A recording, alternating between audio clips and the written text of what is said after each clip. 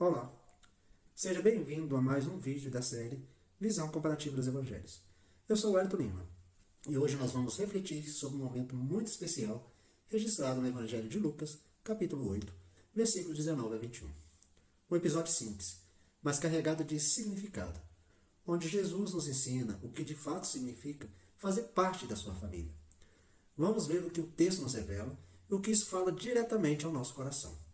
Se puder, já deixa seu like, se inscreva no canal e compartilhe esse estudo com mais alguém. Vamos caminhar juntos. Vamos lá? Lucas, capítulo 8, versículo 19. E vieram a ele sua mãe e seus irmãos, mas não conseguiam chegar a ele por causa da multidão. Enquanto Jesus ensinava e realizava milagres, a multidão à sua volta era tamanha que até mesmo sua própria família não conseguia se aproximar. O texto de Lucas 8, 19 nos conta que vieram a ele sua mãe e seus irmãos, mas não puderam chegar até Jesus por causa da multidão. É interessante notar como, naquele tempo, os laços familiares eram extremamente valorizados. E aqui, o Evangelho nos mostra esse detalhe humano, próximo, da família de Jesus tentando alcançá-lo.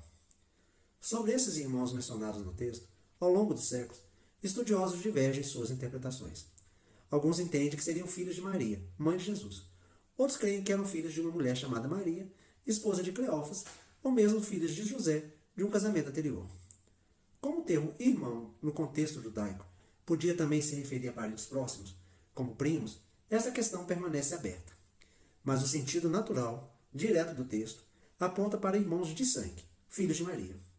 E a ausência de José nessa cena também é significativa. Muitos consideram que ele já teria falecido naquele período. Este episódio simples, mas profundamente humano, nos lembra de que Jesus viveu entre nós com todas as realidades da convivência humana.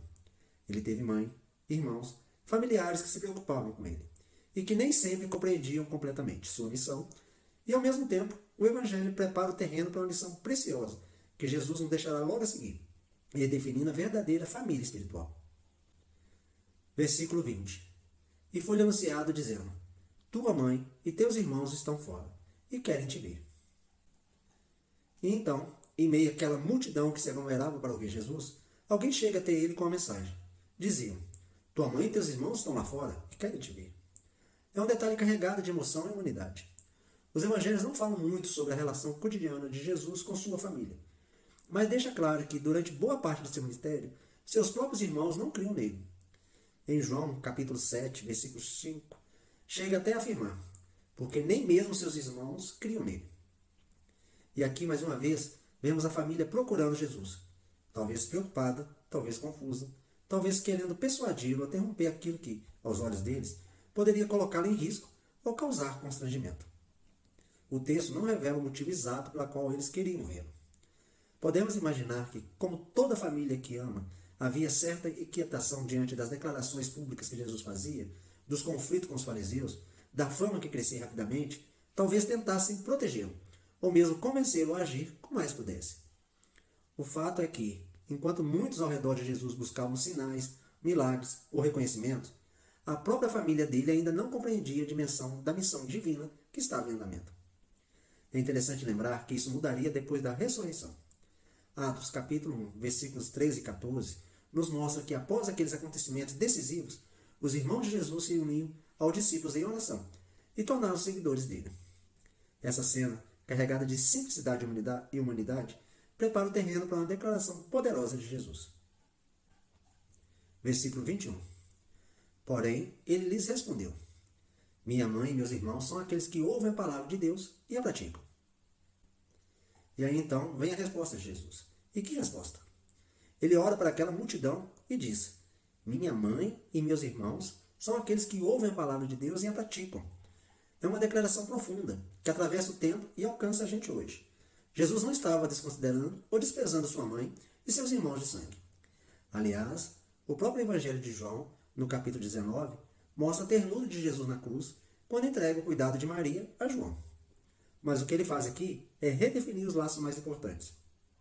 Jesus está dizendo que a verdadeira família de Deus se constrói a partir da obediência, da prática da palavra, e não apenas de laços naturais. O parentesco com Cristo é espiritual. É esse relacionamento de fé, de entrega e de vida vivida na direção de Deus que nos insere nessa família. Romanos 8 deixa isso claro quando afirma que todos os que são guiados pelo Espírito de Deus, esses são filhos de Deus. E esse Espírito testifica ao nosso coração que pertencemos a essa casa, a essa família celestial. É uma palavra que confronta e consola ao mesmo tempo.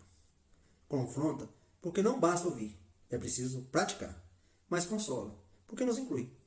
E você, eu, qualquer pessoa que com sinceridade se volte para Deus e caminhe em obediência a Ele, passa a fazer parte dessa grande família da fé. O que eu chamo a atenção aqui? Que palavra maravilhosa e desafiadora. Aprendemos que o parentesco mais importante para Jesus não é o de sangue, mas o espiritual. Ele nos convida a não apenas ouvir a palavra, mas a praticá-la. Isso nos torna parte dessa grande família da fé, que caminha sob a direção de Deus e tem a eternidade como herança. Que possamos viver com essa consciência, que somos chamados para mais do que ouvir. Somos chamados a viver a palavra.